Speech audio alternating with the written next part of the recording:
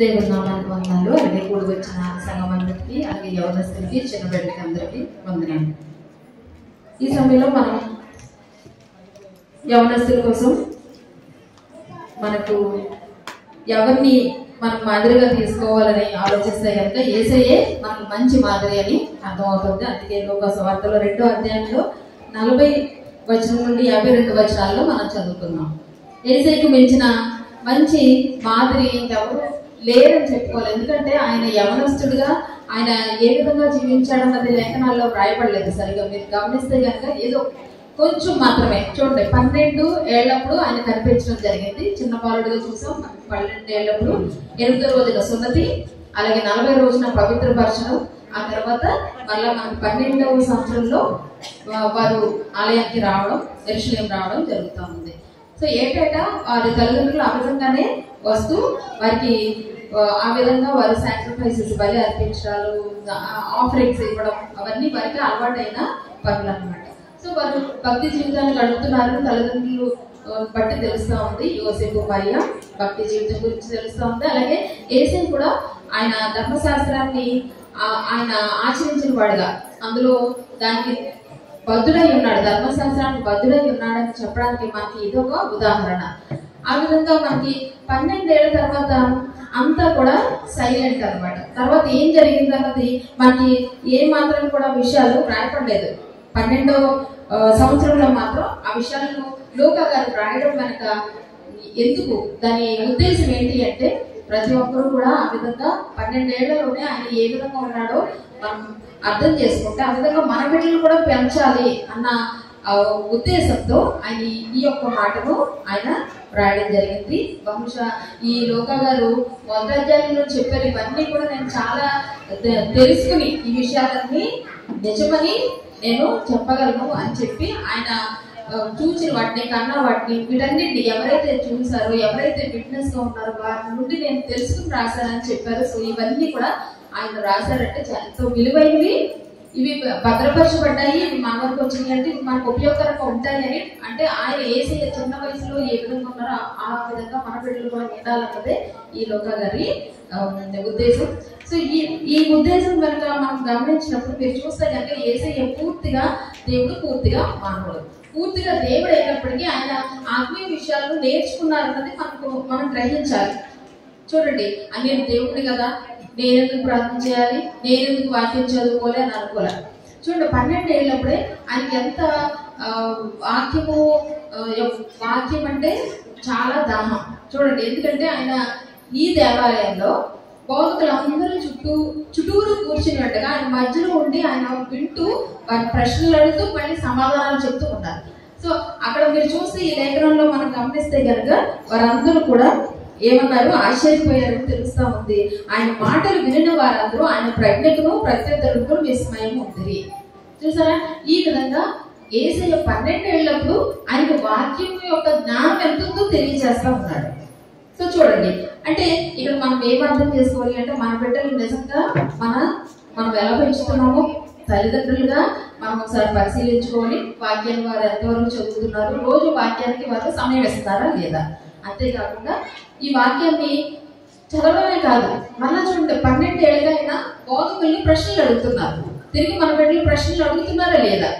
చూడండి, మీరు ప్రశ్నలు అడగడం అంటే ఏవో గొప్ప ఏవో మర్మాలు అడగక్కర్లా, మర్మాలు కాదు, సింపుల్ గా ఎందుకు అబ్రహాం ఎలా చేశాడు, లేకపోతే యాకోబు ఎందుకు అలా చేశాడని మన ఇళ్లలో మనం భోజనం చేసేటప్పుడు, లేకపోతే మీరు ఊరికే ఖాళీగా కూర్చున్నప్పుడు పిల్లలతో చిన్న డిస్కషన్ అనమాట.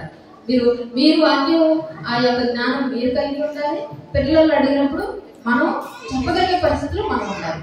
అలాగే పిల్లలు కూడా ఆ ప్రశ్న ఉందా లేదా. చూడండి, వాళ్ళకి దేవుడు అంటే ఆసక్తి లేకపోతే చూడండి, అది బ్లూ ప్రింట్ లాంటిది. చూడండి, బిల్డింగ్ కట్టాలంటే బ్లూ ప్రింట్ ఉండాలి. బ్లూ ప్రింట్ అంటే ఏంటి, ఏ గది ఎక్కడ ఉండాలి, ఎలా ఉండాలి, ద్వారం ఎలా ఉండాలి, అదంతా కూడా ఎంతో ప్లాన్ గా వారు వేసిన తర్వాత ఆ విధంగా కట్టడం జరుగుతుంది. అది ఎందుకు, వెలుతురు బాగా వచ్చేలా చూస్తారు, అలాగే కంఫర్ట్ గా ఉండేలాగా ఒక బ్లూ ప్రింట్ అవడం వల్ల జరుగుతూ ఉంది. అయితే లేనప్పుడు ఏమవుతుంది, మనం మనం ఎలా పడితే అలా కట్టేసుకున్నాం అనుకోండి, లేదులే మనకి ఇష్టానుసారంగా మనకి ఇష్టమైనట్టు కట్టేసుకున్నాం, అందరూ పద్ధతికి వెళ్ళినట్టు మనం పద్ధతికి వెళ్ళాలి, మనకి ఇష్టాలుగా కట్టుకుంటే ఏమవుతుంది అంటే ఒక్కొక్కసారి ఏమవుతుంది, దానివల్ల నష్టమే ఎక్కువ కలుగుతూ ఉంటుంది. అందుకే అందరూ ఒక పద్ధతి అనేది ఉండాలి, ఒక ఆర్డర్ అనేది ఉండాలి. అలాగే యేసయ్య కూడా తన జీవితంలో ఒక ఆర్డర్ ఉంది. ఆయన అంత దేవుడు అయినప్పటికీ ఆయన ఏం చేశారు, ఒక ఆర్డర్ ప్రకారం ఆయన నేర్చుకోవలసినవన్నీ, ఆ వయసులో నేర్చుకోవలసినవన్నీ ఆయన నేర్చుకున్నారు అని మనకు అర్థమవుతుంది. తర్వాత మనం గమనిస్తే కనుక చూడండి, ఈయన మనకి 40 వర్షంలో చూడండి, బాలుడు జ్ఞానంతో నిండుకొచ్చు ఎదిగి బలం పొందుచుండను, దేవుని దయ ఆయన మీద ఉండను అని 40 వర్షంలో ఉంది. మళ్ళీ 52లో చూడండి, యేసు జ్ఞానమందును వయసునందును దేవుని దయను మనుషుల వర్ధిల్లుచుండను. ఇక్కడ ఏం రాయబడింది, నిండుకొనుచు బలం పొందుచుండను, ఇక్కడ వర్ధిల్లుచుండను. అంటే డిఫరెన్స్ ఉందా లేదా మాటల్లో? రెండు ఒకే మాటలలాగా అనిపిస్తాయి, కానీ ఇక్కడేమో మొదలైంది ఆయన నిండుకుంటున్నారు, పొందుకుంటున్నారు, బలం పొందుతున్నారు అని ఉంది. ఇక్కడ వర్ధిల్లారు అంటే ప్రోగ్రెస్ ఉందా లేదా, అంటే అభివృద్ధి ఉందా లేదా, అంటే ఎదుగుతున్నారా లేదా, ఎదగడం అక్కడ మనం చూడాలన్నమాట. ఎదగడం ఎలా ఎదిగారు చూడండి. 12 ఏళ్లకు ఆయన వెళ్ళి సబ్మిట్ అయిపోయారు. 12 ఏళ్లకు అక్కడ ఏదైతే డిస్కషన్ జరిగిందో వేరే అది, ఏంటి బాబు మన మాటల్లో చెప్పాలంటే, ఏంటి బాబు ఇలా చేసావు, మీ నాన్నగారు ఎంత బాధపడ్డారు తెలుసా, ఇలా ఉందన్నమాట డిస్కషన్. చూడండి అలా బాధపడినప్పుడు ఆయన ఏమన్నారు, నా తండ్రి పని మీద ఉండాలని మీకు తెలియలేదా అని అన్నాడు. ఈ మాటలు మనం జ్ఞాపకం చేసుకుంటే, ఒకసారి అర్థం చేసుకుంటే కనుక అక్కడ మేరీ ఏమో చూడండి ఎవరికి తండ్రిగా చూపిస్తుంది, యోసేపు ఎర్త్లీ ఫాదర్. ఈయన ఏం చేశారు, ఈయన కంటే నాకు ఇంకొక అంటే ఒక ఆత్మీయ విషయాల పట్ల అవగాహన. అర్థమైందండి? అంటే మీరు పెంచేటప్పుడు మీరు తల్లి తండ్రే నిజమే, కానీ మీరు ఇంకొకరు కూడా పరిచయం చేయలేరు. హెవెన్లీ ఫాదర్, ఆత్మీయ తండ్రి, పరలోకపు తండ్రి, ఆయన నీకంటే గొప్పవాడు అన్న విషయాన్ని నువ్వు ఎవరి కోసం బ్రతకాలి. చాలా మంది తల్లిదండ్రులు చేసేది అదే. పిల్లలు ఎందుకు పెంచుతారంటే రేపు పెద్ద మమ్మల్ని చూసుకుంటాడంటే, ముసలివాడు అయిపోతాం కదా అందుకని, అంతే. అది నిజంగా ఏం చూపిస్తుంది, నీ స్వార్థం కోసమే. నీ కోసం నువ్వు కనుక్కుని నువ్వు చచ్చిపోయేదాకా ఏం చేయాలి, నీకు సేవ చేయాలి. కానీ నిజంగా ఒక నీ బిడ్డల యొక్క ఉద్దేశం తెలుసుకుంటే కనుక నువ్వేం చేయాలి, నువ్వు ఎవరికి అప్పగించాలో వాళ్ళకి అప్పచెప్పాలి. నీ ప్రయత్నం నువ్వు చేయాలి, వాళ్ళు ఆ విధంగా ఉండడానికి కూడా నువ్వు సంకరించాలి, కూడా వాళ్ళకి తెలియచేయాలి. ఏదైనా కొనిచ్చారనుకోండి, మేము అంత కష్టపడి కొన్నావరా అని అదే కంటే ఇది దేవుడు నీకు దయచేశాడు. దేవుడు నువ్వు ప్రార్థన చేసుకున్నావు కదా, ఆ ప్రార్థన చేసుకోబట్టి ఆయన ఆలోచించి ఆయన నీకు ఇచ్చాడు అని నువ్వు యేసయ్యను నువ్వు పరిచయం చేయడం ద్వారా ఏమవుతుంది అంటే ఒక కనెక్షన్ ఏర్పడుతుంది అనమాట. అంతేగాని ప్రతిదానికి నేనే కొన్నాను అని మొత్తం క్రెడిట్ అంతా మనమే తీసుకున్నాక ఏమవుతుంది, నిజంగా ఆ బిడ్డకి పరలోకపు తండ్రి గురించి తన దేవుని గురించిన పరిచయం చేయాల్సిన వాళ్ళు మనమే మర్చిపోకూడదు. అలాగే ఇంకొకటి ఏంటి అంటే, మనకు చాలా ఆశ్చర్యంగా ఉండేది ఏంటి అంటే, ఇక్కడ ఎక్కువ మంది యవనస్తులు లేరు, యవనస్తులు ఎక్కువ మంది ఉంటాయి కనుక మనకి మరింత ప్రయోజనకరంగా ఉంటుంది. చూడండి ఇక్కడ సైలెంట్ అనేది మనం గమనిస్తే కనుక సైలెంట్ ఇయర్స్ అనమాట. ఎప్పటి నుంచి అంటే ఇంచుమించు 13 ఏళ్ళ నుంచి, అంటే 12 ఏళ్ళ తర్వాత ఇంటికి వచ్చాడు. ఆయన విధేయుడిగా ఉన్నాడు. విధేయుడిగా ఉండి తర్వాత 30 సంవత్సరాల వరకు కూడా మనకి ఎక్కడ కూడా ఆయన గురించి చిన్న విషయం కూడా రాయబడలే. చాలా మందికి ఎంత క్యూరియాసిటీ అంటే కుతూహలం అంటే ఏమై ఉంటది మనకు అర్థం కాని విషయాలు, చెప్పబడిన విషయాలంటే చాలా మందికి ఆసక్తి ఎక్కువ. కానీ మనం చూస్తే కనుక అవి ఎందుకు రాయబడలేదు, అవి ఎందుకు తెలియచేయబడలేదు. ఇప్పుడు చూడండి, ఇప్పుడు యవనస్తులు ఏం చేస్తారు, కొంచెం మనకి టీనేజ్ రాగానే, కొంచెం బేసం రాగానే, కొంచెం వాళ్ళు పెద్దవాళ్ళు అయ్యారని వాళ్ళకి అనిపించగానే ఏం చేస్తారు, వాళ్ళ గురించి మొత్తం ఊరంతా చాటుకుంటారు. ఇన్స్టాగ్రామ్లో వాళ్ళ ఫోటోలు, బ్యానర్ మీద ఫోటోలు, మొత్తం వాళ్ళు ఎలాగో తయారయ్యారంటే ఇప్పుడు మనమే బ్యానర్ వేసుకుని మనమే గొప్పగా మనం ఏదో ప్రదర్శించుకుంటామంటే అది నిజంగా అది దేవుడికి అంటారు. మీరు అంటారా? చూడండి అక్కడ యేసయ్యే ఆయన 12 ఏళ్ళ నుంచి 30 ఏళ్ళ వరకు ఆయన సైలెంట్ ఉండిపోయారు. ఆయన గురించి ఎవరికి తెలియదు అసలు. ఆయన పుట్టినప్పుడు ఎవరు నోటీస్ చేయలేదు, ఆయన పుట్టినప్పుడు ఎవరికి తెలియలేదు. ఎవరు వెళ్ళారు? గొర్రెలు కాపురం వెళ్ళారు. ఎక్కడి నుంచి వచ్చారు? గ్రామం వెళ్ళారు. పక్కనే ఉన్న బెత్లెహేం వాళ్ళు వెళ్ళాలి. ఎక్కడ షో లేదండి. ఇప్పుడు చూస్తే కనుక యవనస్తులందరికీ షో అన్నమాట. ప్రతిదీ షో. ఫోటో పెట్టేసుకోవడం, ఎంతమంది లైకులు కొట్టారు, ఎంతమంది చూడండి. 12 ఏళ్ళ దగ్గర నుంచి తర్వాత యేసయ్య గురించి అసలు ఎవరికి ఏం తెలియదంటే నీ గురించి తెలియాల్సిన అవసరం ఏముంది? అది మనం నేర్చుకోవాల్సిన సత్యం అన్నమాట. నువ్వు దేవుడు నిన్ను హెచ్చించేదాకా ఆయన చేతి కింద దేని మనసులో ఉండడం మనం నేర్చుకోవాలి. కొన్నిసార్లు మనం మన గురించి ఎవరికి చెప్పుకోవాల్సిన అవసరం లేదు. మనం ఏంటో చాటింపు చేసుకోవాల్సిన అవసరం లేదు. దేవుడు ఒక రోజు నిన్ను ఎక్కడో ఉన్నా సరే నేనేం చేశాడు? దేవుడు నిన్ను ఒక రత్నంలాగా నువ్వు ఎక్కడ నిన్ను నిలబెట్టాలో ఆ విధంగా నిన్ను నిలబెట్టి నీకు ఉన్నతంగా నిన్ను దేవుడు ఉండేలాగా ఒక ఉన్నత పదవిలో లేకపోతే ఉన్నతమైన పరిస్థితుల్లో దేవుడు నిన్ను పెట్టినప్పుడు అప్పుడు మనుషులే వాళ్ళే చూస్తారు. వాళ్ళే నీ గురించి చెప్తారు. నువ్వు చెప్పుకోవాల్సిన అవసరం లేదన్నమాట. ఆ విధంగా యేసయ్య జీవితం మనకి మార్గదర్శకంగా ఉందనేది మనం తెలుసుకోవాలి. వాళ్ళ గురించి వాళ్ళు చెప్పేసుకోవడమే కాదు, ఇంకేం చేస్తారు? టీనేజర్ రాగానే మొదలు పెడతారు. ఇంకా ఎవరు నా చెల్లి అని వెతుక్కోవడం మొదలు పెడతారు అనమాట. అది కూడా అవసరం లేదనేది తెలుస్తా ఉంది. అంతేనా? అవసరం లేదు. ఎందుకు? అది దేవుని ఏర్పాటు మనకి తెలిసేదాకా కూడా సైలెంట్ గా అక్కడ కూడా ఉండడం మంచిది అనమాట. కొంచెం వేసాలు రాగానే, కొంచెం ఈ యవనస్తులుగా మారగానే 13 ఏళ్ళు ఎంటగానే ఎవరికి వాళ్ళే ఇప్పుడు మనకి అన్ని కూడా అర్థమైపోతుంది, అన్ని కూడా తెలిసిపోతున్నాయి. చూడండి, ఈయన ఈ యేసయ్య గురించి మనం గమనించినప్పుడు ఈయన నాలెడ్జ్ జ్ఞానం చూస్తే కనుక టీచర్స్ కంటే ఎక్కువగా ఉంది. అక్కడ మీరు చూస్తే వాళ్ళు కూడా ఆశ్చర్యపోయారు.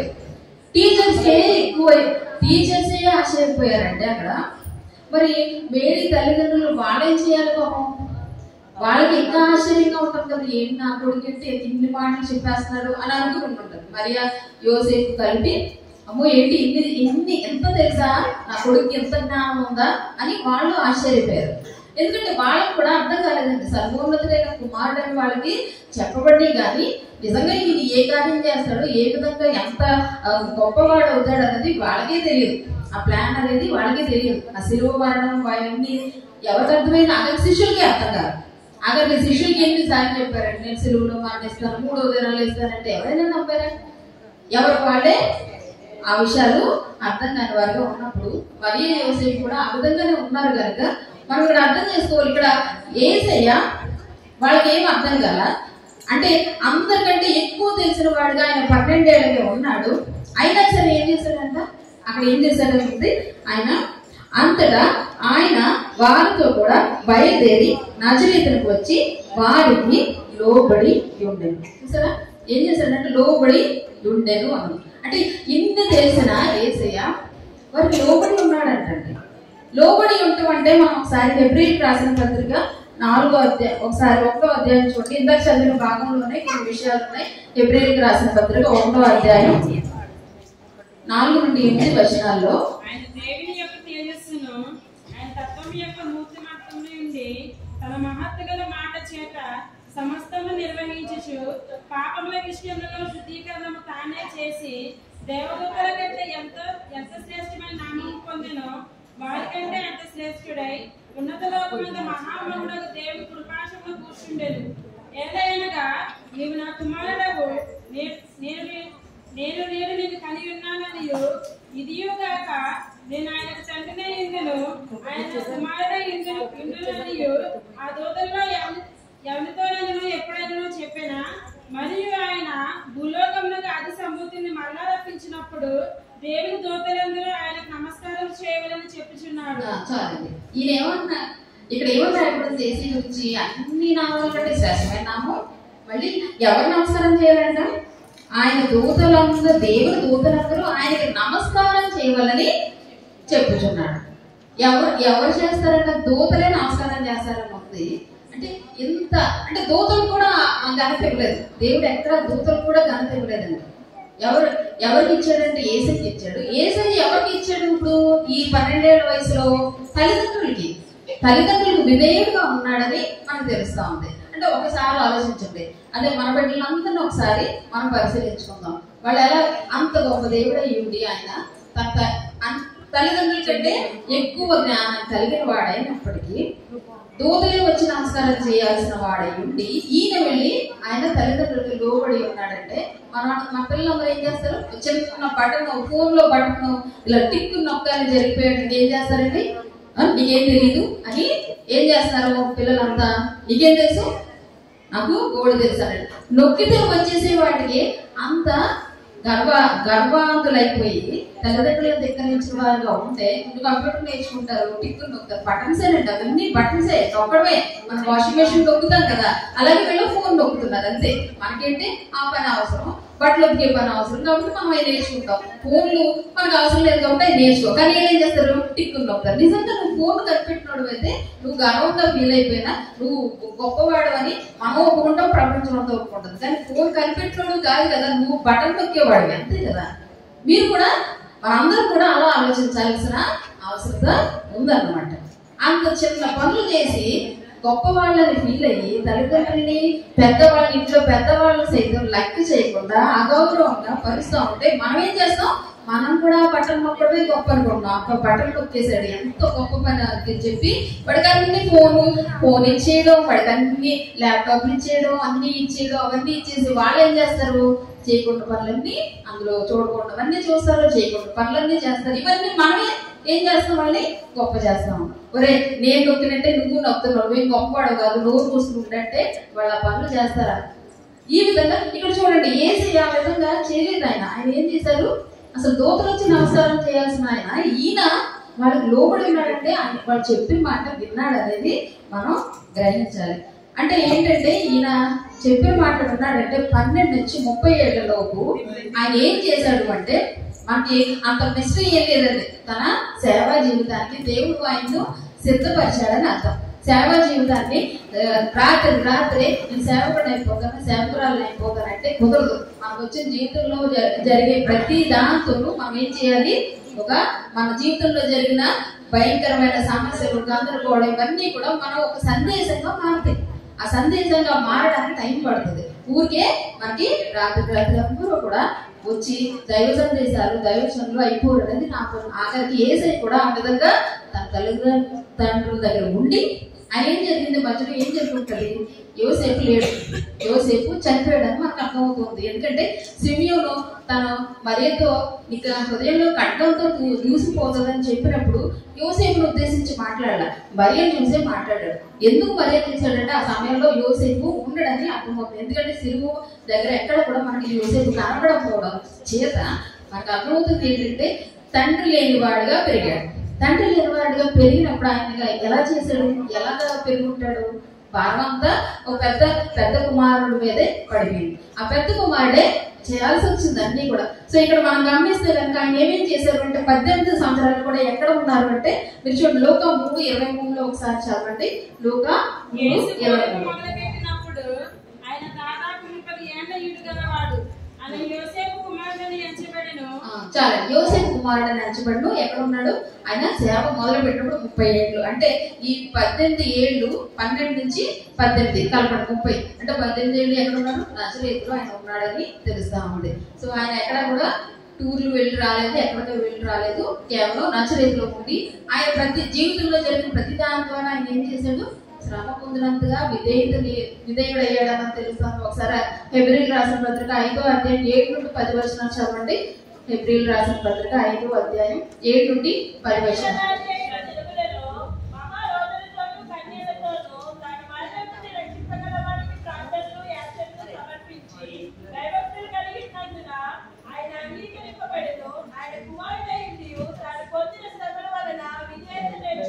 చాలండి. ఇక్కడ మీరు గమనిస్తే కనుక ప్రార్థన చేశాడు ఆయన. చూడండి, ప్రార్థనలు యాచనలు దేవుని కుమారుడే, ఆయనే స్వయంగా దేవుడై ఉండి ఆయన ప్రార్థన చేసినప్పుడు మరి నువ్వు నేను మన బిడ్డలో ఇంకెంత ప్రార్థనా పరులుగా ఉండాలనేది అర్థం చేసుకోవాలి. అంతేకాకుండా భయభక్తులు యాచనలు సమర్పించి ప్రార్థన చేసి యాచనలు సమర్పించి ఉన్నందువల్ల ఆయన భయభక్తులు కలిగి ఉన్నందువల్ల ఆయన అంగీకరింపబడ్డాడు. ఆయనే అంగీకరింపబడాలంటే ప్రార్థన చేయాల్సి వచ్చింది, యాచన చేయాల్సి వచ్చింది, భయభక్తులు కలిగి ఉండాల్సి వచ్చింది. అలాగే తర్వాత చూడండి, ఆయన కుమారుడై ఉండి తాను పొందిన శ్రమల వల్ల విధేయత నేర్చుకుంటున్నాం. చూసారా, శ్రమ వచ్చింది, ఆయనకి శ్రమలు వచ్చినాయి అని మనకు చెప్తా ఉంది. ఆయన అందరికంటే ఎక్కువగా శ్రమలు పొందాడు అన్నది మనకు తెలుసు. 53వ యెషయా గ్రంథంలో 53వ అధ్యాయం చదివితే కనుక ఆయన పొందిన శ్రమలు మనం తెలుసుకోవాలన్నమాట. సో ఆ విధంగా శ్రమ లేకుండా మహిమ లేదు. చూడండి, ఆ శ్రమల ద్వారానే ఆయన విధేయుడుగా ఉన్నాడని తెలిసింది. మరియు చూడండి, ఆయన సంపూర్ణ సిద్ధి కలుగువాడే మెల్కీసెదెకు క్రమంలో చేరిన ప్రధాన యాజకుడైన దేవుని చేత పిలువబడి తనకు విధేయైన వారందరికీ నిత్య రక్షణకు కారణం. ఇప్పుడు మనం కూడా విధేయత చూస్తే మనకు కూడా రక్షణ అనేది వస్తుంది అనేది మనకి తెలుస్తా ఉంది. సో ఆ విధంగా మనకి ఈయన జీవితం నిజంగా చెప్పాలంటే 12 ఏళ్ళ నుంచే ఒక యూదుల్లో ఎవరైనా సరే వాళ్ళ పిల్లలు 12 ఏళ్ళ నుంచే స్కిల్ నేర్పిస్తారు. ఆ స్కిల్ ఏంటి అంటే తండ్రి ఏం చేస్తే కుమారుడు కూడా ఆ విధంగా చేస్తూ ఉంటాడు. ఇప్పుడు తండ్రి కార్పొరేటర్ కదా, వడ్రంగి కదా, ఈయన కూడా కార్పొరేటర్ అయ్యాడని మనకు తెలుస్తా ఉంది. మనకు 12 ఏళ్ళ తర్వాత ఏం జరిగిందో తెలియదని మనం అనుకుంటున్నాం. కానీ మనకి లేఖనాల్లో రాయబడ్డ ఏంటంటే 18 ఏళ్ళు నజరేతులో ఉన్నాడని తెలుస్తుంది. అలాగే మార్కు సువార్త 6వ అధ్యాయం 3వ వచనం చదవండి ఒకసారి. మార్కు సువార్త 6వ అధ్యాయం 3వ వచనం. ఇతడు మరియ కుమారుడు కాడా? ఇతడు యాకోబు, యోసే, యోదా, సీమోను అని వారి సహోదరుడుగా అడ్లవాడు కాడా? ఇతని సోదరీమణులందరూ మనతో నన్నారు కారా? చూడండి, అక్కడ సహోదరుడు వడ్లవాడు కాదా అంటే ఏమయ్యాడు? ఈయన వడ్రంగి అయ్యాడని తెలుస్తుంది, కార్పెంటర్ అయ్యాడు అనమాట. అంటే ఆ 12 ఏళ్ళ నుంచి 30 ఏళ్ళు ఆయన ఏం చేశాడు? తన కుటుంబాన్ని పోషించుకోవడానికి. అంటే ఆవిడ సింగిల్ మదర్.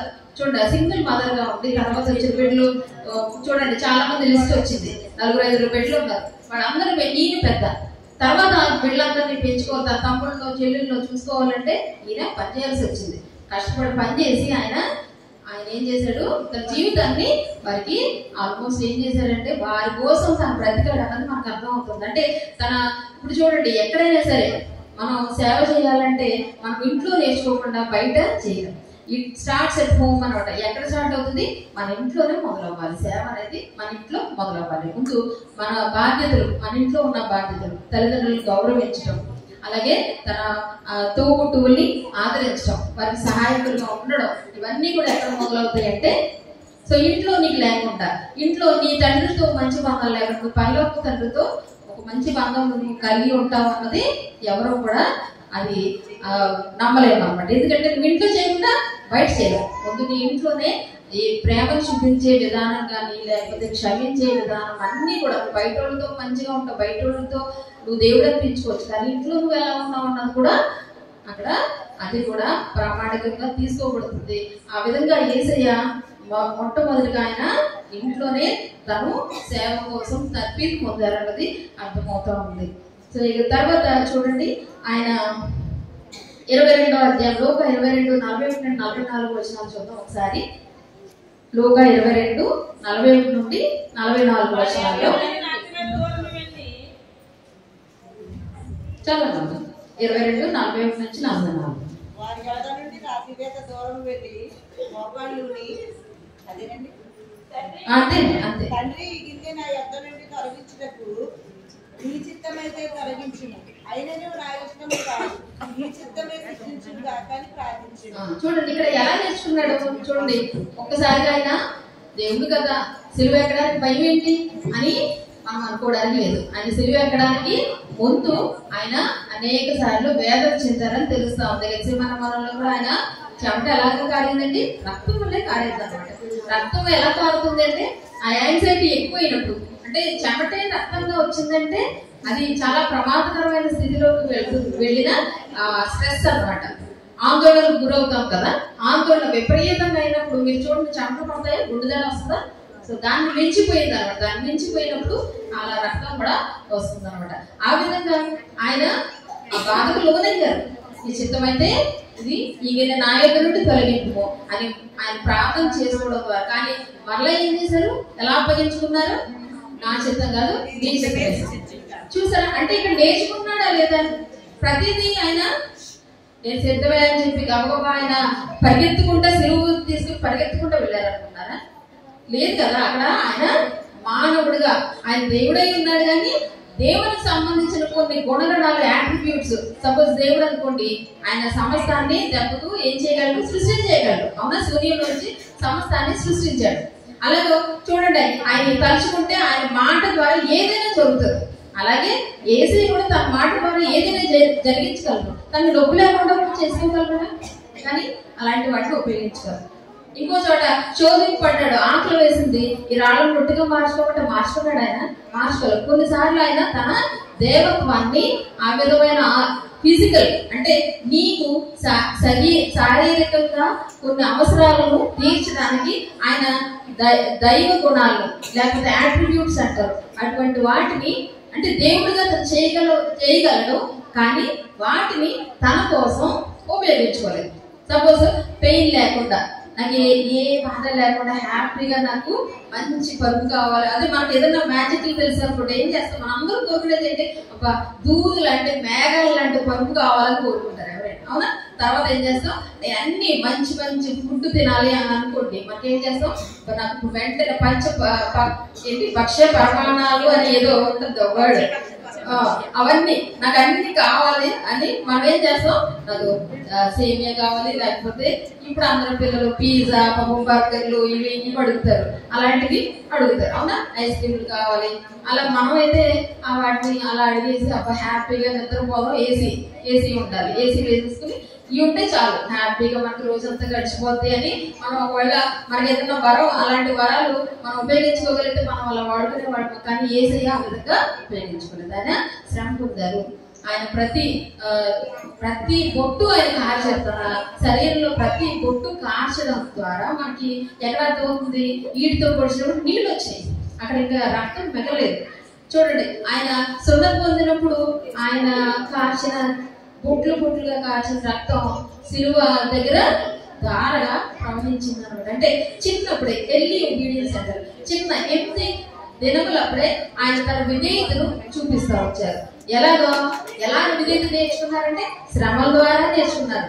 12-37 సంవత్సరాల్లో ఆయన హ్యాపీగా ఉండలేదు. ఏం చేశారు? శ్రమ పొందినంతగా ఆయన విధేయత నేర్చుకుని 30 ఏళ్లకు ఆయన సేవ చేయడం మొదలుపెట్టి 33.5 ఏళ్లకు తన రక్తాన్ని అంతా యవ్వన రక్తాన్ని కాచారు.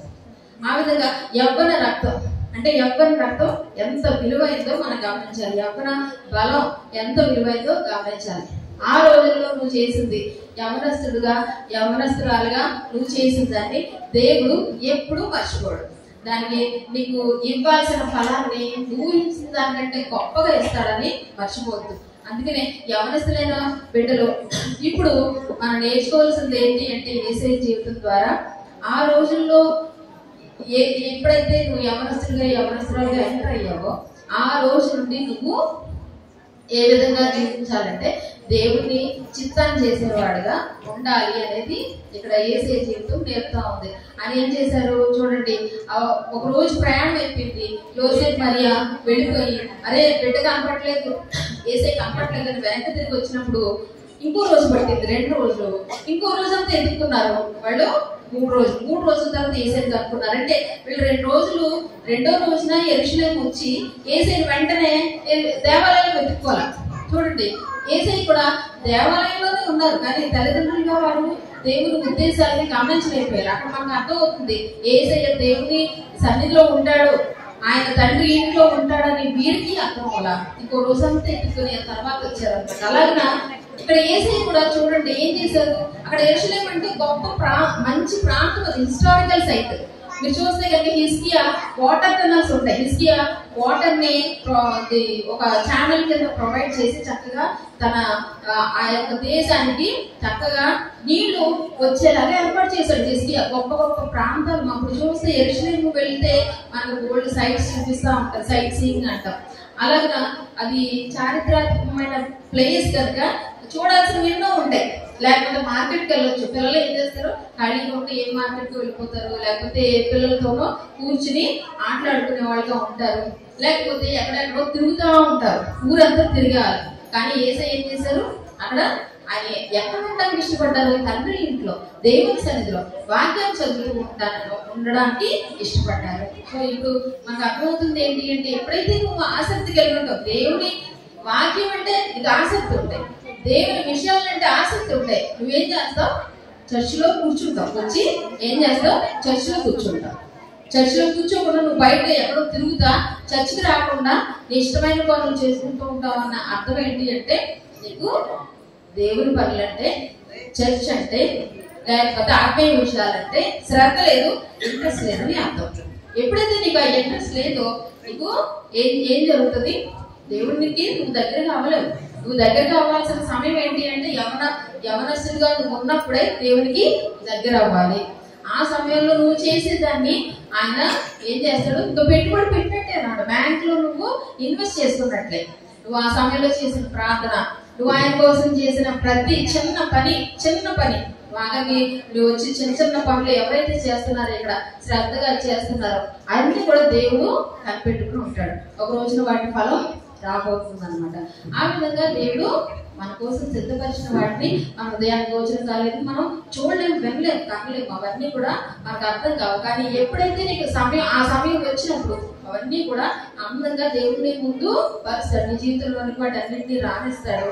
ఆ విధంగా మనం యవన జీవితాన్ని మనం ముందుకు సాగేలా చేసుకుంటూ ఉండాలి. సో ఇక్కడ ఆయన ఈవెన్ ఇక్కడ మనకి ఏం చెప్పబడుతుంది అంటే, ఆయన జ్ఞానంలో కూడా వర్ధిల్లడం అంటే అది ఈజీ కాదు.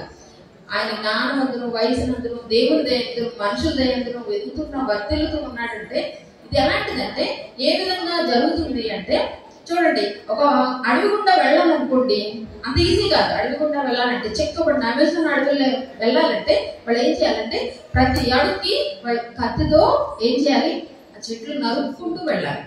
లేకపోతే వారు ముందుకు సాగలేరు అనమాట. మీరు చూస్తే కనుక ఒక ఏరోప్లేన్ లో ఒక తల్లి నలుగురు బిడ్డలు వారు ఎయిర్ క్రాఫ్ట్ కూలినప్పుడు తల్లి చనిపోతుంది, కానీ ఆ నలుగురు బిడ్డలు బ్రతుకుతారు. అది మొత్తం అదంతా కూడా మనకి టీవీలో చెప్పబడింది. నిజంగా జరిగిన సంఘటన అది. అమెజాన్ అడవిలో వాళ్ళు తప్పిపోయి ఇంచుమించు ఎన్నో వారాలు వాళ్ళు బ్రతికారు అనమాట. ఎన్నో వారాలు వారు తిరుగుతా వాళ్ళ తల్లి తండ్రి నేర్పించిన వాటిని బట్టి వారు ఎలా బ్రతకాలో నేర్చుకుని అడవిలో వెళ్ళారు. అయితే ఆ అడవిలోకి ఆ పిల్లల్ని గాలించడానికి వెళ్ళిన వాళ్ళందరూ పడిన తండాలు ఏంటి అంటే, ప్రతి అడుగుకి ఆ కొమ్మలు కొట్టుకుంటూ బలమైన కొమ్మలు వారి కత్తులతో నరుకుతూ వాళ్ళు ప్రతి అడుగు వాళ్ళు వేసుకుంటూ అక్కడికి వాళ్ళని పిల్లల్ని అక్కడ చిన్న 11 నెలల బాలుడు కూడా ఉంటాడు. ఆ బాలుని కూడా రక్షించడం జరిగింది అనమాట. అంటే అడవిలో వెళ్ళడం లాంటిది అనమాట. ఈ వర్ధిల్లడం అంటే, జ్ఞానం అంటే అంత ఈజీగా వచ్చేదండి. జ్ఞానం అంటే దేవుని యొద్ద నుండి వచ్చే జ్ఞానం గురించి మాట్లాడుతున్నాను. ఈ లోకంలో వచ్చే జ్ఞానం ఎలాగైనా వస్తుంది. మీరు ఇప్పుడు ప్రతిదీ మనకి ఫోన్ లో వచ్చేస్తుంది కదా. మీరు చాట్ జీపీటీ ఓపెన్ చేయండి, ప్రతిదీ వచ్చేస్తుంది. మనకి ఏమి చదువుకోవాల్సిన ఎక్కడ కూడా కష్టపడక్కర్లా, అంతా తీసుకొచ్చి మీ ముందు పెట్టి మీకు చక్కగా వాడుకోని వేస్తుంది అన్నమాట. అంత ఈజీ అయిపోయింది. కానీ ఆ నాలెడ్జ్ ని దేవుడు ఇక్కడ చెప్పట్లా. ఆయన దేవుని జ్ఞానం ఎలా ఉంటుందంటే, అది శ్రమ ద్వారా వచ్చేది, ఒక ట్రయల్ ద్వారా వచ్చేది, కష్టం ద్వారా వస్తుంది. యోసేపుకి ఎలాగైతే కష్టం ద్వారా ఆ యొక్క జ్ఞానం వచ్చిందో, జ్ఞానం ఎలా వచ్చిందండి? అలాగే తన అన్నదమ్ములు ఎదురుగా ఉన్నా సరే అసలు నిండు కొండలాగా తొడకుండా వాళ్ళని పరీక్షించి వాళ్ళు మారారో లేదో తెలుసుకుని అప్పుడు కానీ వాళ్ళని తను చేర్చుకోలేదు. అంత గొప్ప మార్పు యోసేపులో తీసుకొచ్చింది. అది నిజమైన జ్ఞానం అనమాట. అంటే మొత్తం ఈజిప్ట్ నే ఒకప్పుడు తన సహోదరులు ఏం మాట్లాడుతున్నారో అర్థం కాని పరిస్థితుల్లో, తన సహోదరుల్ని ఏ విధంగా అర్థం చేసుకోవాలో తెలియని పరిస్థితుల్లో ఉన్న యోసేపు ఒక సమయంలో ఏం చేశాడు? మొత్తం ఐగుప్తు దేశాన్ని పరిపాలించేవాడిగా మారాడు. అంటే అక్కడ జ్ఞానం వచ్చింది, దేవుని జ్ఞానం వచ్చింది. కానీ ఎంత కష్టంగా వచ్చిందంటే, అతను బానిసగా, ఒక దాసుడిగా జైల్లో అతడు ఎంతో హింసింపబడ్డాడు. ఇనుము కొండలతో ఇనుము చేత బాధింపబడ్డాడు యోసేపు అని వ్రాయబడింది. సో బాధ లేకుండా, శ్రమ లేకుండా మనకి ఎక్కడా కూడా జ్ఞానం రాదు. అలాగే యవనస్తులైన ఇప్పుడు మీరు గడిపే ప్రతి సమయం కూడా కష్టంగా అనిపించవచ్చు. ఒకసారి మనం మంచి మార్గంలో వెళ్ళాలంటే కష్టం, అదాన్ని మంచి చేయాలంటే కష్టం. చెడ్డ చేయడానికి ఏముంది? చెడ్డ మాటలు ఈజీగా మాట్లాడచ్చు, చెడ్డ పనులు ఈజీగా చేయొచ్చు, అందరూ కూడా ప్రోత్సహిస్తారు. కానీ మంచి చేయడానికి మీరు నిలబడండి, మీతో ఎవరు ఉండకపోవచ్చు. కష్టంగా మీరు ప్రతి అడుగు వేయాలని కష్టం అవచ్చు. అలాంటి పరిస్థితుల్లోనే మీరు దేవుని జ్ఞానం, వర్డ్ ఆఫ్ గాడ్, దేవుని లేఖనం ఏం చెప్తుందో దాన్ని చేయాలంటే కష్టం. అది ఏం చెప్తుందో తెలియాలి ముందు. అసలు రైట్ థింగ్ చేయాలనుకున్నారు, మంచి పని చేయాలనుకున్నారు, అది ఏం చెప్తుందో తెలుసుకుంటేనే కదా. అందుకే దేవుని వాక్యం అన్నది మనం కలిగి ఉండాలి. దేవుని వాక్యం లేకపోతే మనం వెళ్లే దారి, అది వాక్యము మన త్రోవకు వెలుగురై ఉన్నదని మనం అర్థం చేసుకుంటాం. దీపం అదే దారి చూపిస్తుంది. వాక్యమే శరీర దారికి మన మధ్యకి వచ్చింది. వాక్యము ఏంటి? వాక్యమే ఉంది అంటే వాక్యమే శరీర దారి మన మధ్యకి వచ్చింది. ఆయనే వాక్యము దేవుడై ఉంటారు. ఆ వాక్యాన్ని మనం అంత గౌరవించేవారు. చూడండి, మన బైబిల్ అంత ఈజీగా దొరుకుతుంది కాబట్టి దీన్ని పూజలు పట్టించి మనం చింపి మన పిల్లలు చింపుతున్నా లేదా చూస్తా కూర్చుంటాం. మనకి వాక్యం విలువ తెలియకనే మన జీవితాలు ఈ విధంగా ఉన్నాయేమో అని సరి చేసుకుని యవనస్తులుగా ఉన్న బిడ్డలు మరింతగా ఈ విషయాల్లో నిజంగా స్పిరిచువల్ గ్రోత్ అంటే ఆత్మీయ జీవితం పట్ల ఆసక్తి మీరు కలిగి ఉన్నారు అంత సూచన ఏంటి అంటే వాక్యం అంటే మీకు ఇంట్రెస్ట్ ఉండాలి. వాక్యం అంటే శ్రద్ధ ఉండాలి. వాక్యం అంటే శ్రద్ధ లేని వాళ్ళు ఆత్మీయంగా ఎదగలేరు. ఆత్మీయంగా ఎదగలేకపోతే నీకు సరైన జీవితం ఉండదు. నువ్వు యవనస్తురాలుగా నువ్వు దేవుని కోసం ఇప్పుడు నిలబడితేనే తర్వాత రెస్ట్ ఆఫ్ ద లైఫ్ మొత్తం నీ తర్వాత జీవితం అంతా ఎంత గొప్పగా ఉంటుందో నువ్వు ఊహించుకోలేవు అన్నమాట. అది కేవలం నీవు అది పోగొట్టుకుంటే మాత్రం పడే కష్టాలు. ఒకసారి యవనంలో చేసిన తప్పులు జీవితాంతం వెంటాడుతూ ఉంటాం. కానీ యవనస్తురాలుగా నువ్వు మంచి చేస్తే జీవితాంతం నీకు మేలుకరంగా మారి నీ జీవితం అనేక మందికి ఆదర్శంగా ఉంటుంది అనేది మనం జ్ఞాపకం చేసుకుని సత్యం తెలుసుకోవాలంటే మనం ఏం చేయాలి అంటే సత్యం అని చెప్పి మనకు రకరకాల సత్యం అని చెప్పి ఆ గురువు ఈ గురువు అని ఏవో సిద్ధాంతాల వైపు పరిగెడతా ఉన్నారు. యవనస్తులుగా ఉన్నవాళ్ళు అనేక మంది దేవుడు లేడని వారు దేవుని వదిలి జీవిస్తా ఉన్నారు. ఎందుకంటే వారికి ఇష్టానుసారంగా జీవించవచ్చు కదా. ఇందులో వాళ్ళకి ఆపేదెవరు లేదు.